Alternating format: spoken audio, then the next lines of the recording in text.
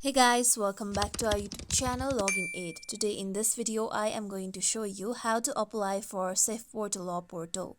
Safeport Law is a legitimate credit report service. To apply for Safeport Law portal, first open any web browser available on your PC. I am using Google Chrome. Now go to your search bar and type in www.safeportlaw.com. Then press on enter. With this, you'll be taken to official website of Safeport Law. Now, here you can see login option on the top right side. Click on login option. Then here you'll be taken to login page. Now on the last you can see the option of don't have an account. Create account now. Click on create account now option. With this, you'll be taken to the sign up page.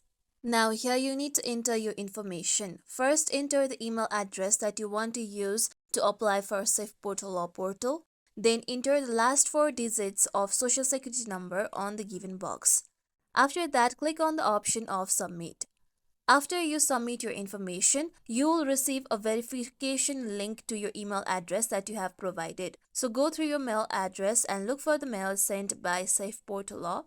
After that, open the mail and then click on the link that is provided. With this, you'll be taken to the another page. Now here you need to set up your personal information including your first name and last name. Then you need to set up your information regarding your credit. After you do so, you need to create your password.